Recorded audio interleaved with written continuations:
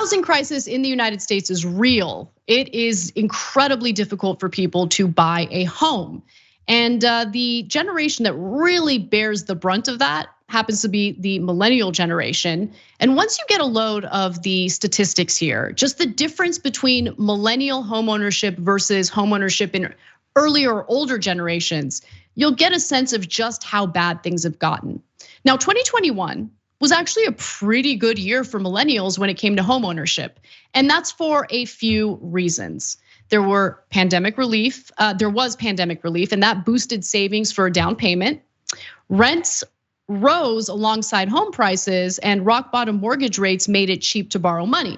Millennials moved into their own homes at the fastest rate ever seen for their generation. But today the conditions are actually much, much worse, okay? So that there's a short window, that window is closed, okay? So let's take a look at this graph, which shows you older home buyers dominating in 2022, in the 2022 housing market. So in 1940, the median age for home buyers was 39. In 2021, the median age was around 45. Today, in 2022, it's 53. That is bananas.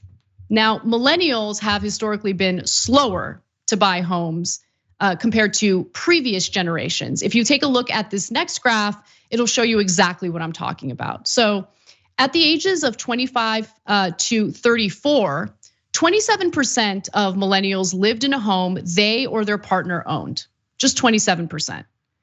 Now, 40% of Gen Xers between 25 and 34 lived in a home that they or their partner owned. And approximately 45% of baby boomers and silent generation individuals lived in a home that they or their partner owned when they were between the ages of 25 and 34. So you guys are getting the point here, right? Far fewer millennials have been able to own a home. And when you live in a society where really the only means of accumulating wealth or building wealth for yourself is parking your money in a home or a property, well, you're at a significant disadvantage because really any avenue of building wealth has been shut down or has been closed for the millennial generation. Now, as a consequence, millennials actually have been more likely to live with their parents than previous generations. And if you take a look at this graph, it shows you exactly what I'm referring to.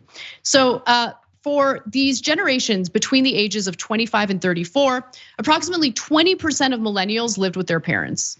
But for Gen Xers, it was only 15%. And for baby boomers and people in the silent generation, it was only 10%.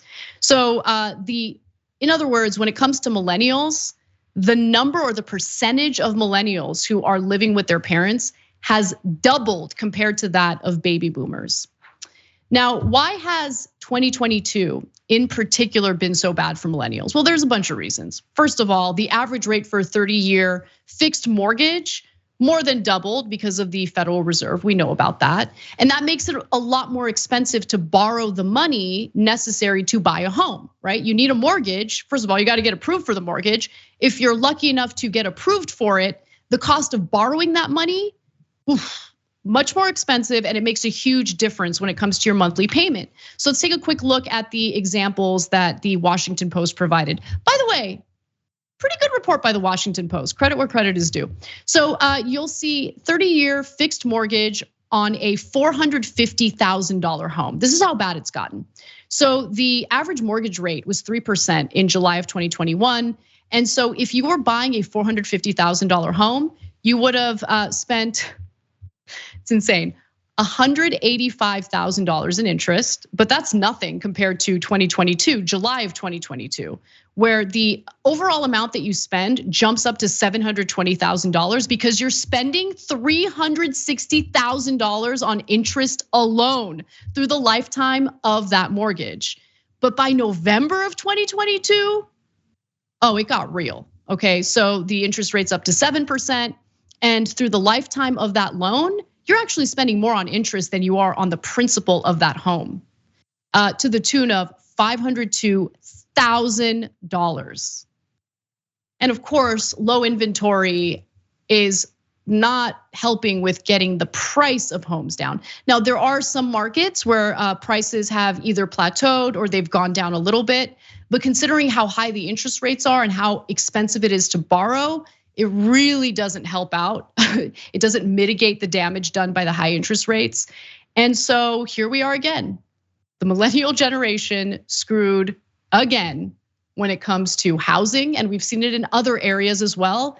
Our education system, just being able to accumulate the wealth necessary to, have a nest egg ready for retirement one day.